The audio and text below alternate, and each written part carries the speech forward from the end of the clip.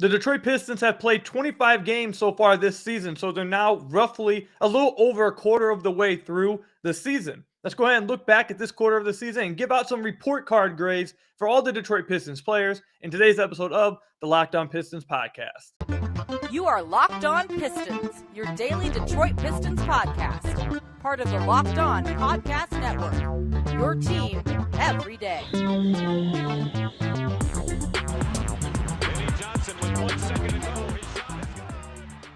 What's the deal? Welcome back to another episode of the Locked On Pistons podcast. Per usual, I'm your host, Kuka Hill. You can find me over on Twitter at Kuka Hill. I want to thank you guys for making Locked On Pistons your first listen of every single day. We are free and available on all your podcast platforms. If you haven't already, head to the YouTube channel at Locked On Pistons, hit that subscribe button, or leave us a 5-star review on whatever podcast platform you are listening to this on. That's another great way to support the podcast. And today's episode is brought to you by PrizePicks. First-time users can receive a 100% instant deposit match up to $100 with promo code Locked On. That's PrizePicks.com. Use promo code Locked On. So you guys will probably remember, for those of you guys that are reoccurring listeners, but for those of you guys who are listening for the first time today, first of all, I want to welcome you guys to the Locked On Pistons podcast. You guys will have a lot of fun.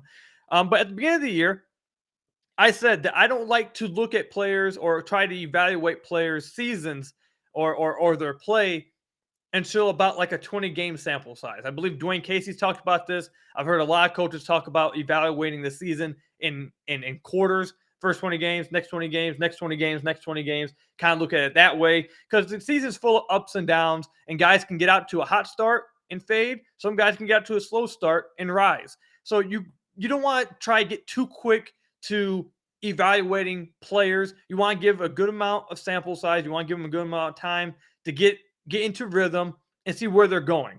So for me, around 20 games, every 20 games is where I believe is probably the best way to go about it. I'm sure other people probably look at it maybe in like 33, 33, 30, whatever. I don't know what the exact math would. It would be like 33, 33, and what, 16 or so, somewhere around there. I don't know what everyone else's is, but for me, every 20 games will do. And I told you guys once around the 20 game mark came around, we would go back and we would look at some of the players and we'd start to grade them for the first quarter or just a little over than a quarter of the season. And that's what we're going to do in today's podcast. So obviously we're going to start off with the best player on the team, the most important player on the team, the face of the franchise, and that's Cade Cunningham. So Cade Cunningham gets an incomplete grade. He does not get a grade for the first 20 games, first 25 games, because he's hurt. And he's been hurt for a while. So I'm not going to get, I can't give anything. I can't give him a B, A, C. I can't give him anything because he's been hurt. What we did see from him, we saw him improve from some areas. We saw him struggle shooting from outside, but I thought he was a little bit more aggressive scoring-wise. Obviously, you saw his scoring uptick a little bit as far as points per game. We saw him start to get even more comfortable with the mid-range. But, we didn't see enough of him to really give a grade at all. So his grade, Cade Cunningham, incomplete. So the next player we're going to talk about, I'm sorry if you guys wanted to hear me talk about Cade a little bit more, but again, he just hasn't been healthy. I don't know what else is there to talk about. We'll talk about him again when we find out if he's getting surgery or not, which that's getting pretty annoying to be left on the unknown about. But either way, let's move on to the next player. I'm going to go with Bojan Bogdanovic. So I'm going to give Bojan a B plus to an A minus, because for like the first 5-6 games, he was looking like Michael Jordan. He was looking like the second coming, and he was just dominating.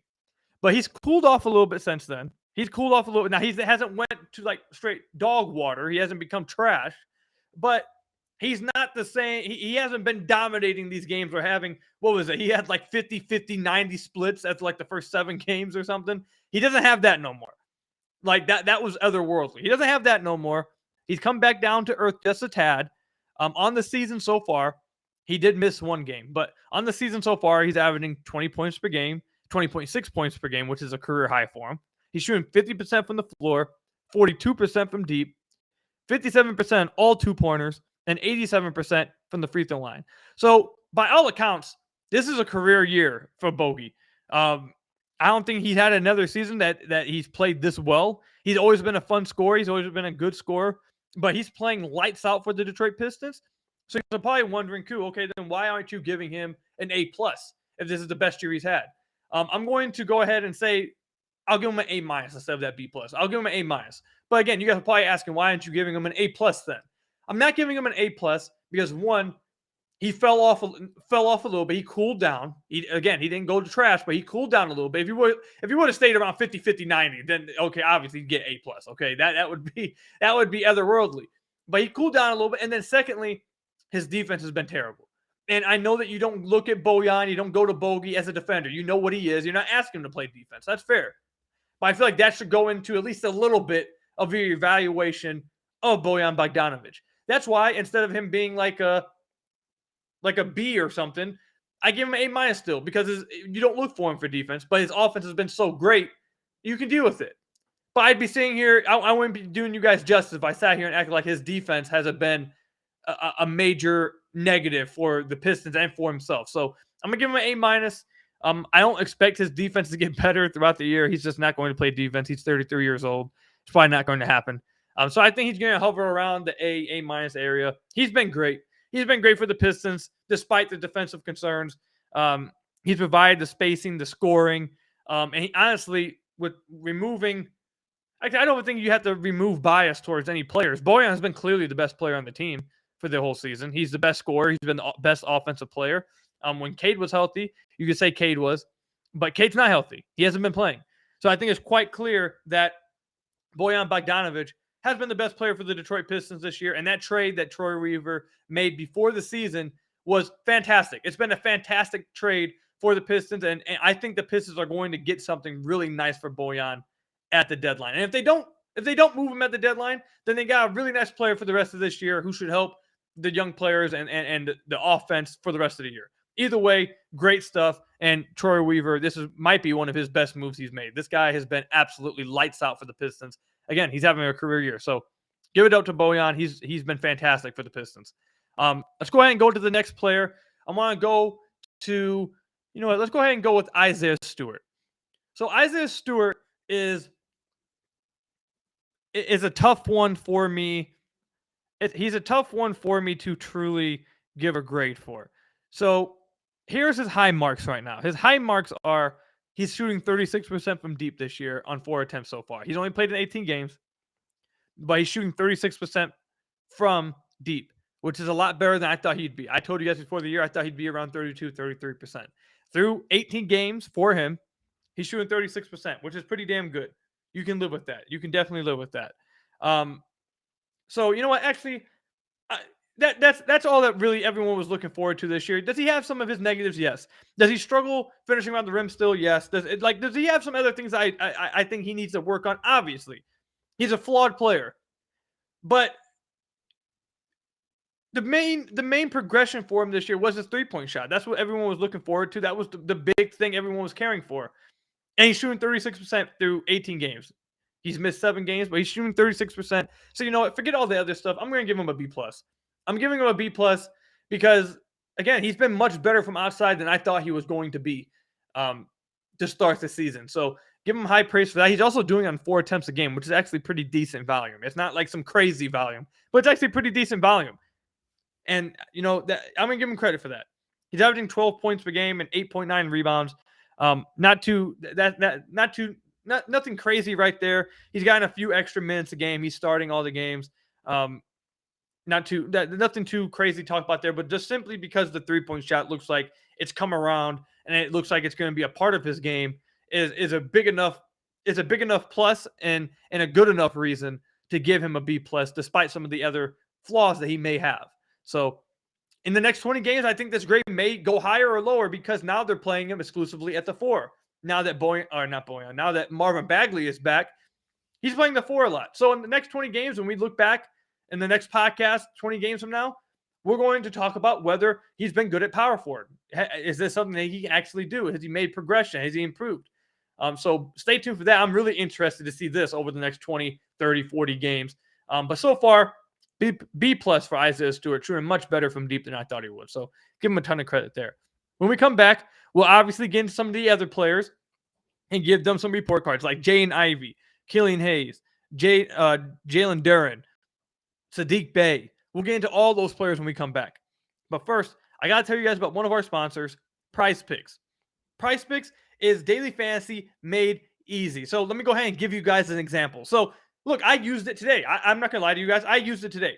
So I'll give you a better example. So let's say I want to take the over on Luka Doncic's points. I want to take the over on LeBron James points. I want to take the over on Kevin Durant's points. I want to take the over, let's say, because it's Monday Night Football going on tonight. I want to take the over on passing yards for Tom Brady. I want to put it all into the same ticket. I can do that over at PrizePicks, and I did. I did do that today. I took the over on DeJounte Murray's points. I took the over on Jabari Smith's points. I took the over on Klay Thompson's points, and then I took the over on Tom Brady's passing yards tonight. Hopefully, when you guys listen to the podcast, you guys can go back and look at this and be like, cool, you did a great job.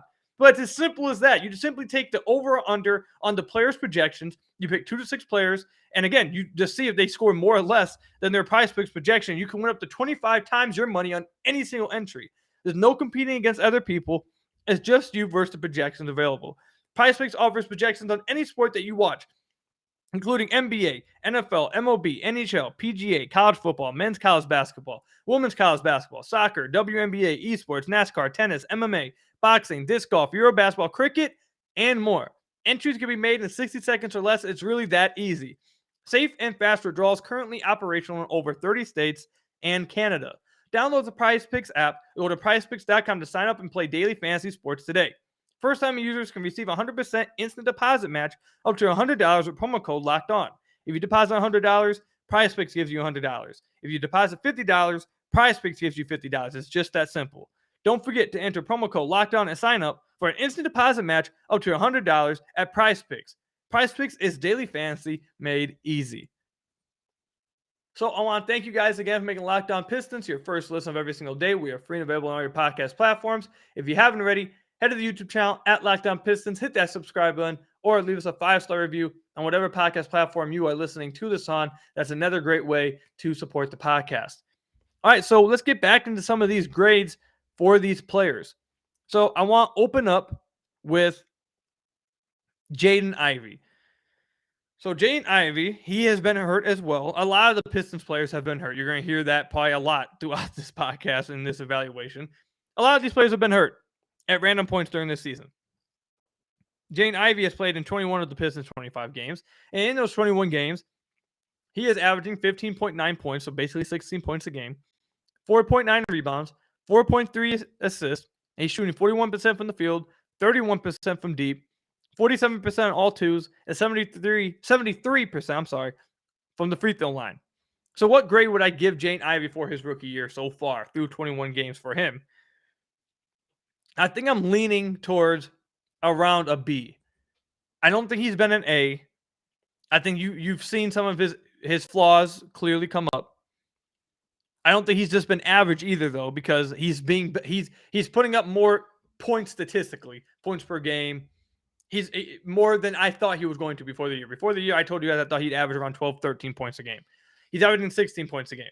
And I feel like a lot of that is because he's been given the opportunity now because Cade Cunningham is out. Cade Cunningham's going to be probably out, it seems like, for the rest of the year if he gets this surgery. So he's going to have increased opportunity and a lot of freedom to play with. And with that, he's shown you the explosiveness, the aggressiveness, the quickness, the finishing ability around the basket. You've seen all that. You've seen exactly why the Pistons were a fan of his, why they drafted him, why so many fans were interested in him, why so many fans were happy they drafted him. He's a crazy athlete, and he's shown that it's been on display almost every single game. Every single game you see it. Something new he does. It's just like, whoa, that's not normal. You see it all the time. However, he hasn't been very efficient at all. He's been 41% from the field, 31% from deep, and 73% from the free throw line. That gives him a 51.5% or true shooting percentage. 51.5 true shooting percentage. Now, I said this last year with Cade Cunningham. I don't like judging rookies based off efficiency alone because efficiency, it's hard to be efficient as a young player in your rookie season, playing on bad teams, surrounded by bad players or okay players. Like, he's part of a bad team. And a lot of rookies struggle with efficiency. They get better with that once they play with better players, once they learn the NBA more, once they learn what are good shots, what are bad shots, all that stuff. So I don't like looking just at that for rookies. However, I think some of the negatives that you've seen so far, or let me not say negatives, some areas of improvement is a better word, better words for Jaden Ivey. Shot selection has to improve. I think that's number one on my improvement list. He has to get better with his shot selection. He takes a lot of bad shots. 2, his turnovers. He's averaging 2.7 turnovers a game to just 4.3 assists. That's not a good ratio. He's turning the ball over a lot. And 3, learning how to slow down, because that's where a lot of his turnovers come from, but also where a lot of his bad shots come from. So has he shown you exactly what you wanted to see when it comes to his explosiveness? Absolutely. Has he shown you exactly what you want to see when it comes to his aggressiveness? Absolutely. His quickness, his ability to finish around the rim with both hands, his crazy finishing package that he has around the rim. Has he shown you all that stuff? Yes. Has he also struggled in the areas you thought that he would probably struggle with before the season? Yes. And because he's been a little bit better than I thought he would be his opening season so far through 21 games, since he's been a little bit better than that, I'm going to give him around a B to maybe a B+, but I feel more comfortable at a B. I feel like he's going to get better, obviously, as the season goes on. I feel like in the next 20 games, we'll be looking at a B+. I think that's how it's going to go. He'll get better, but there's obvious areas that he needs to improve on. Some obvious areas where it looks like the game might be moving a little too fast, or he might be even moving too fast. And that's just some things he has to learn on. Those players like him, it take a while. So don't freak out too much over this grade over the first 20 games. It's a B. He's been good. But he hasn't been outstanding. He hasn't been crazy or anything. He struggled with some things, and he'll get better with that over the next 20, 40, 60 games of the year. So that's just how I feel about him through the first 20 games. Let me know what you guys would grade him over his first 20 games in the comment section down below. I'm sure he's probably going to be the hottest topic in the comment section in my DMs or even on Twitter in the mentions. You guys are probably going to be I'm going to see some crazy high grades. I'm going to see some crazy low grades. You guys seem to be like all over the place with Jaden Ivey lately, from what I've seen on my comments and everything. But anyways, let's move on to the next player. And this guy actually is the guy I had the toughest time coming up with a grade for. I think you guys know who this is. This is Saddiq Bey. I'm having the toughest time trying to grade Saddiq Bey's season thus far, because before the year when we talked about Saddiq, the things I told you guys I wanted to see from him. I told you guys I wanted to see him shooting good from beyond the arc. I wanted to see him get closer back to where he was his rookie season from beyond the arc, improve upon that. And I said I wanted to see him not flirt with being under 40% from the field. You guys remember, I said that I think he could be around 43, 44% from the field. I don't think he should be flirting with being under 40% from the field. So those are my two areas that I wanted to see him improve on this season. And he hasn't improved in either of those areas. He's still flirting with being under 40%. He's at 40.4%. And he's gotten even worse from beyond the arc. He's shooting 26% from deep. He's shooting worse percentage-wise from deep than Isaiah Stewart and Killian Hayes. If I told you before the year that Isaiah Stewart and Killian Hayes would be better shooters than Saddiq Bey, you would have called me crazy. But they have been. Not only from deep, but from mid-range, which we'll talk about later with Killian Hayes. So why shouldn't I just be easily giving him like a D+ then? Is what you guys are probably asking. If that's the case, why is he not getting a bad grade off the top? Well, it's because I've seen him improve in other areas. His 2-point percentage on the season, he's at 52%. That's by far a career high, 7 percentage points higher than any other point in his career. He's shooting 88% from the free throw line. He's drawing 4.5 free throws a game. So he's gotten better at drawing free throws. He's gotten much, much better at finishing around the basket. I honestly don't know how he's done it, because he still can't get off the ground more than 5 inches. Like, he still doesn't have a high vertical at all. It doesn't even feel like he jumps on his drive to the rim. But somehow, some way, he's used his strength, I guess his funky layup package he has, to be a pretty good finisher around the rim. And usually when he misses around the rim, it's a foul call because he's drawing contact. And he knows how to sell contact really well.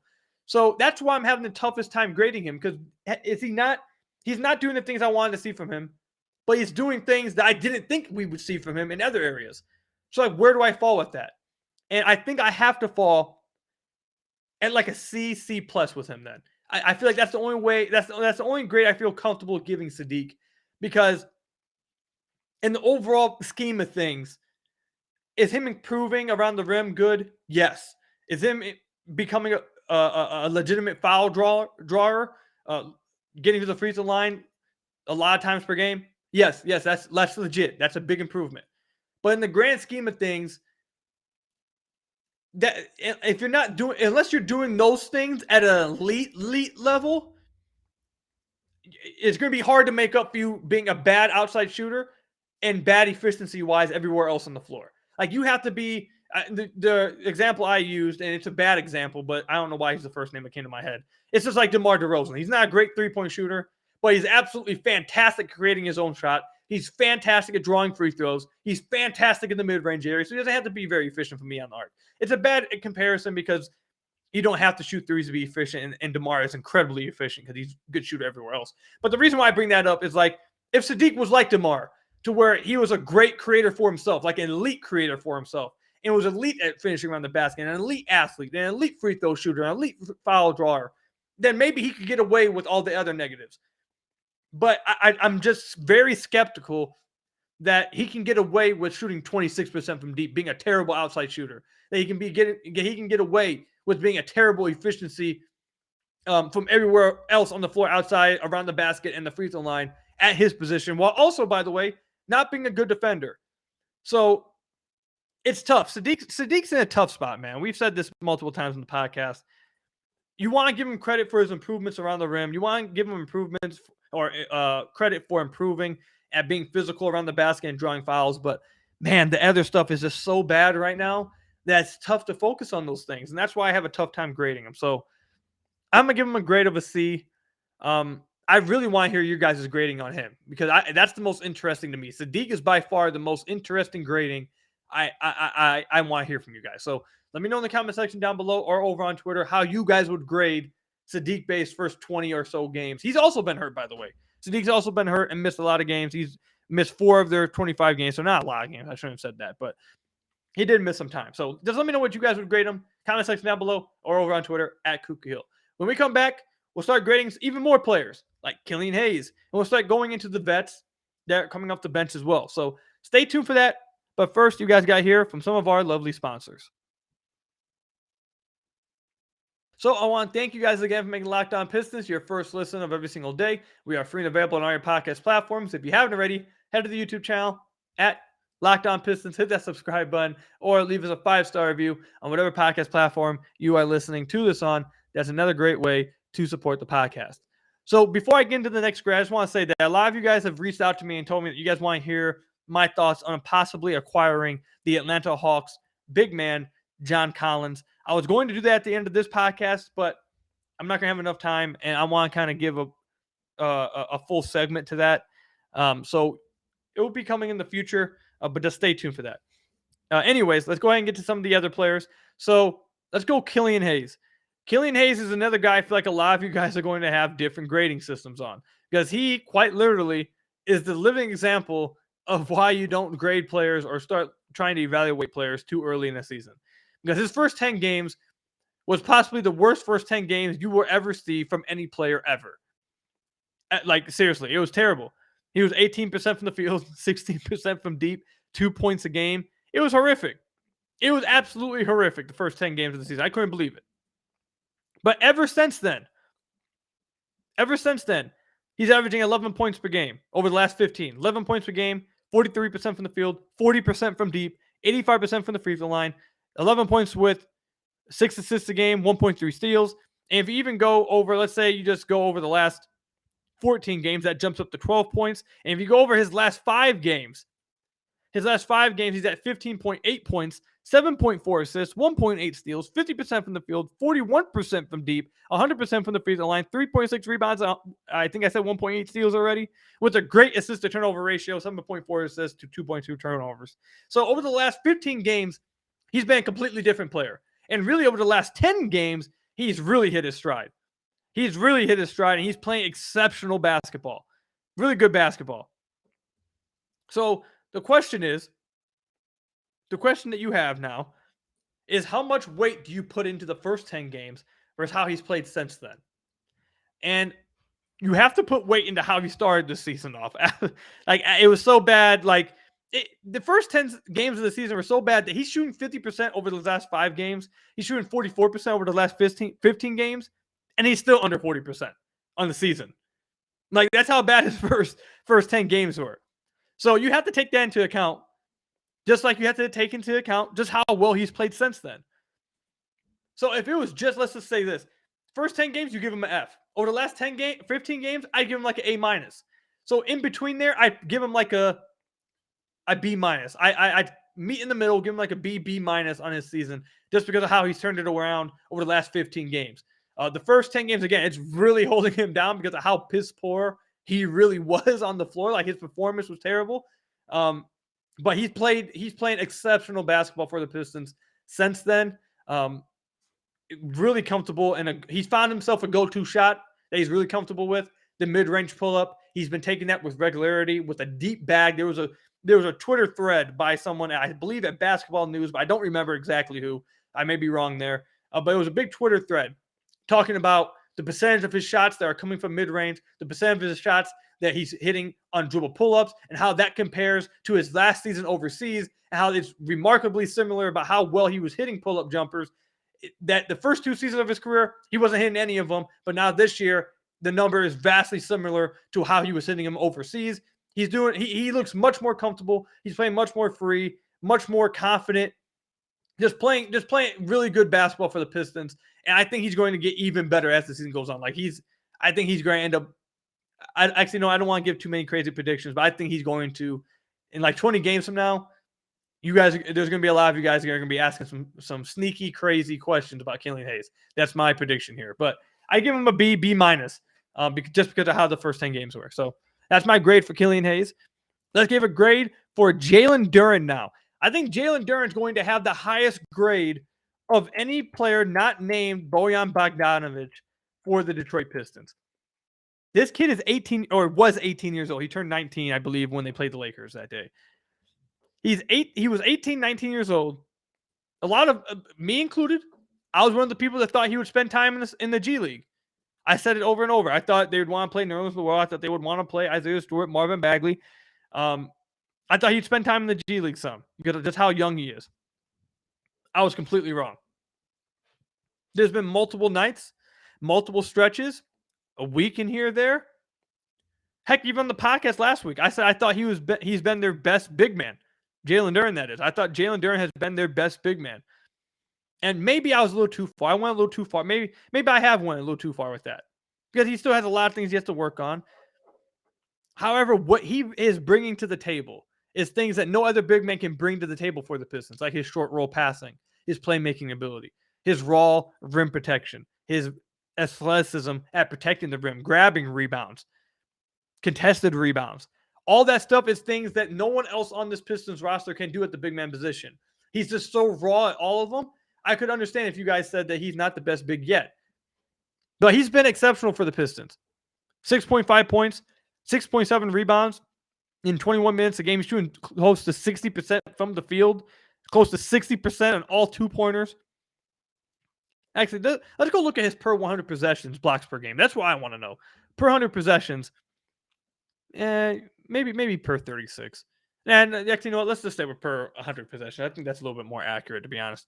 So his per 100 possessions, since he's only playing 21 minutes a game, is looking at 14 points a game, 15 rebounds a game, 2.0 blocks, 1.3 steals, and 1.4 assists. Now, obviously, I don't think if you gave him 30 minutes a game, he'd be putting up those numbers if you started him. I don't think he'd put up those exact numbers, but that just gives you a good idea of how productive he has been in his limited amount of time that he's played. And there's been multiple games that Dwayne Casey has decided to close with him over Isaiah Stewart and Marvin Bagley just because of how well he's playing. So Jalen Duren, he gets an A from me. I don't want to give him an A+ because A+ is like perfection, and he has things he has to improve on, like his free throw shooting. But he's damn near close. He's 18 years old, 19 years old, playing really damn good basketball that I don't think any of us, even some of you guys' biggest fans of Jalen Duren, I refuse to believe that you guys thought he'd be this good out the gate at 18 years old, the youngest player in the NBA. He's been fantastic. So he gets an A from me. I can't wait for the day when he becomes the Pistons starter. When that happens, I'm going to be so excited. He's the Pistons starting center of the future. He's going to be incredibly fun to watch for however long he's here. So I know I said teasing this segment that we were going to grade some of the vets, but I didn't realize just how many young guys I hadn't talked about yet. So we're not going to talk about any of the vets on the podcast today. If you guys want to tell me what your guys' grades for the vets would be, go ahead in the comment section down below. But I want to do 2 more players. Actually, 3 more players. I'm going to go rather quickly with this because I'm running out of time. I don't want to make this podcast go too long. But Marvin Bagley will be the next one. Marvin Bagley will get a B for me because his defense has been very inconsistent. It's been horrific at times. And then you guys remember last week, I pointed out there was a good 3-4 game stretch there when he was pretty good on defense. So it's been very inconsistent and horrid at times, but good sometimes. He's only played in 12 of the 25 games. He dealt with injury. But in those 12 games, he's shooting 56% from the field, damn near 57, which is a career high. 37% from deep, which is a career high. That's fantastic. 60% on all 2-pointers. That's a career high. 6.8 rebounds. And again, like I said, 13 points a game. So I'm giving him a B because, yes, it looks like he's improved from beyond the arc, at least some. He's just as good of a finisher around the basket as he was last year. He's doing a fantastic job at those areas. But his rebounding has to improve as a starting 5. It hasn't been very good. It's been very, very inconsistent. His defense has been very inconsistent. And for those reasons, the Pistons have decided to close with Jalen Duren in multiple games because they simply can't trust Bagley to get rebounds they need and play defense they need. Now, again, in finishing and offensively, he's been really good. But in those other areas are still weighing him down a little bit. So I'm going to give him a B. I think he can get higher. But through the first 20 games, 25 games, I'm going to give him a B. And I think that's a fair grading for Marvin Bagley. Isaiah Livers actually has been a little bit of a disappointment for me this year. You guys know that I was a big fan of his, and I had real high expectations for his season this year. But he actually struggled a little bit. Now, over the last few games, he was starting to pick it up before he had a shoulder injury. He's played in 22 of the games. He's shooting 36% from deep, so he's not shooting the 42% he shot last year. He started to pick it up a little bit recently. But he definitely has been a little bit of a disappointment so far this year. Still like him. Still brings things to the table that you want to have out there, and that's why he continues to get minutes. And listen, I think he's going to turn around his outside shooting. He was already starting to do it. But over the totality of the first 25 games, I would give him like a C minus grade. I wouldn't even be mad at some guys that give him a D plus because he has been disappointing. Weighing against like the expectations he had before, I could understand if some guys give him like a D plus, but I'm gonna sit there at a C minus. And the last guy I want to talk about is Kevin Knox, and we'll wrap up the podcast. Kevin Knox gets a B plus from me. I didn't think Kevin Knox would be part of the rotation. People were saying before the year, people were calling him the worst player in the league. And I actually think he's been pretty damn good for the Pistons, especially over the last like 2 weeks or so. Since coming back, since getting put into the rotation on November 20th. So that's over the last, Over the last 8 games, he's shooting 57% from the field, 48% from deep, 9 points a game. He's been really good for the Pistons over these last 8 games, and he's taken over. I don't know if you guys have noticed. He's taken over Hamidou Diallo's minutes. He's completely knocked Diallo out the rotation, and good for Knox. He's deserved it. So he's only played in 18 games because again they've only played 25 games. A lot of games he wasn't even in the rotation, but over the last 2 weeks, 3 weeks, I think he's been pretty damn good for the Pistons. So I'm gonna give Kevin Knox a B plus. I don't think anyone expected him to be this good over the last 8 games or so. So those are my gradings. I didn't talk about Hamidou Diallo. I'll give you guys a quick grading for him. I'll give him a C. But outside of that, that's all I've got for you guys today. Let me know your guys' gradings for all these players in the comment section down below or over on Twitter at Kuka Hill. Thank you guys for making Locked On Pistons your first listen of every single day. We are free and available on all your podcast platforms. Hit that subscribe button at the YouTube channel. Leave us a 5-star review on whatever podcast platform you're listening to this on. And until next time, I'll see you guys later. Stay safe, everybody, and peace out.